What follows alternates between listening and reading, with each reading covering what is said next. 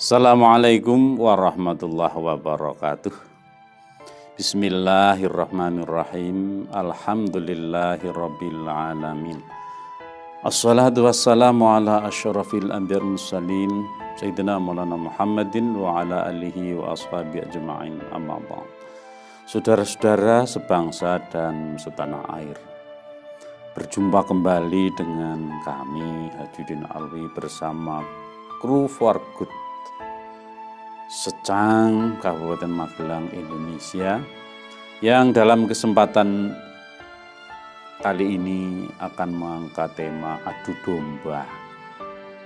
Saudara, istilah adu domba melekat erat dengan suksesnya penjajah yang bertahun-tahun bahkan ratusan tahun berada di Indonesia, karena salah satu triknya adalah divide et impera, mengadu domba. Penjajah yang jumlahnya sedikit bisa sukses karena cukup mengadu domba para warga negara, para pribumi, sehingga mereka bertengkar sendiri, dan tipu muslihat itulah yang akhirnya membuat penjajah bisa sukses.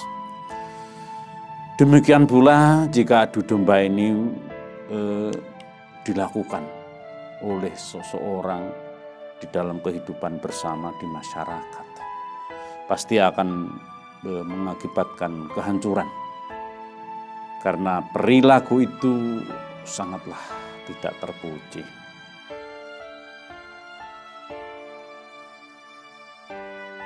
Beberapa akibat dari adu domba itu antara lain, yang pertama, merusak persaudaraan. Seseorang yang mengadu domba mengambil keuntungan agar orang lain yang menjadi target bisa bermusuhan, bahkan bisa menimbulkan pertentangan, padahal belum tentu yang diadu dombakan itu benar adanya. Maka hubungan antara satu dengan yang lain bisa rusak, kerukunan hidup bisa hancur, bahkan lebih parah lagi bisa menimbulkan pertikaian, pertentangan, dan hal-hal lain.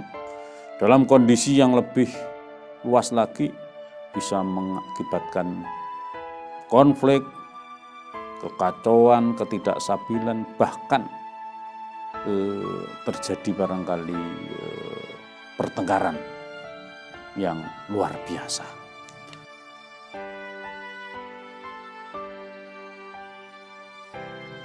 Yang kedua, akibat adu domba sebetulnya akan memperburuk citra diri seseorang.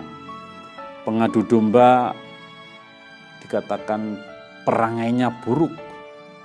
Rasulullah SAW dalam hadis yang dirawatkan oleh Ahmad bin Hambal menyatakan, maukah aku beritahukan kepada kalian tentang orang yang paling buruk perilakunya di antara kalian, yaitu orang yang berjalan di atas muka bumi seraya menghasut, merusak di antara orang-orang yang tadinya saling mencintai, hanya ingin membeberkan aib orang-orang yang tidak bersalah.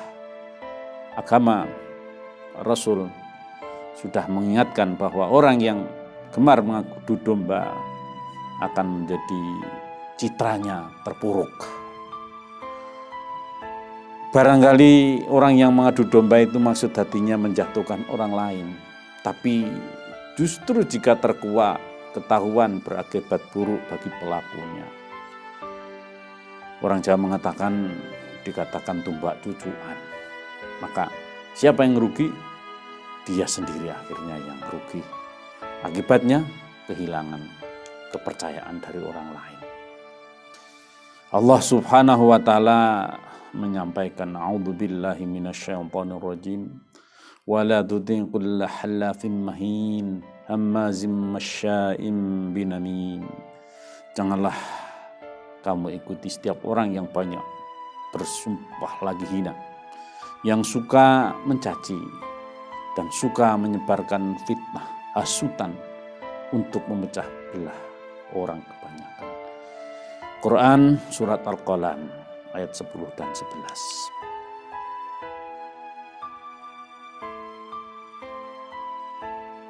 Yang ketiga, saudara, akibat dari perbuatan adu domba itu menimbulkan madarat dan kehancuran, maka konsekuensinya siapapun yang menjadi pengadu domba akan memperoleh dosa.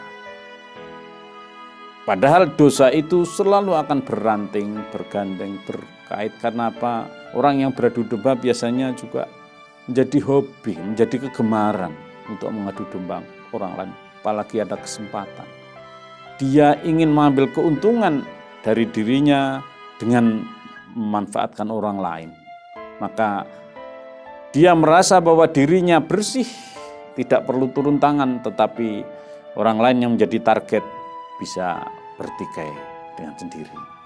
Maka ancamannya Nabi Muhammad SAW dalam hadis Bukhari, la yadkhulul jannatan namam, tidak akan masuk surga orang-orang yang suka menggunjing atau mengadu domba. Amin. Bahaya loh, sangat berbahaya. Maka saudara sekalian, kita sekalian hendaknya berhati-hati untuk tidak sedikit-sedikit merasa bahwa kita aman dengan mengadu orang lain. Kita merasa beruntung ada orang yang bisa diadu, maka itu perbuatan yang sama sekali tidak diridhoi oleh Allah Subhanahu wa Ta'ala, tidak disenangi oleh Rasul, diancam oleh Nabi, bahkan ancamannya luar biasa, artinya bisa masuk neraka. Dan yang terpenting, citra diri seseorang pengadu domba jelas tidak ada baiknya.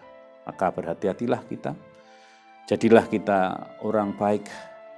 Kalau tidak bisa berbaik dengan orang lain, tidak usahlah mencari keburukan orang, tiada berguna.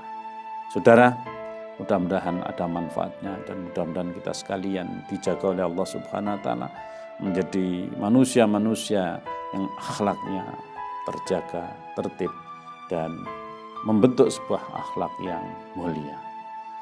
Terima kasih, sampai jumpa kembali. Tetaplah kita berdoa kepada Allah Subhanahu wa Ta'ala.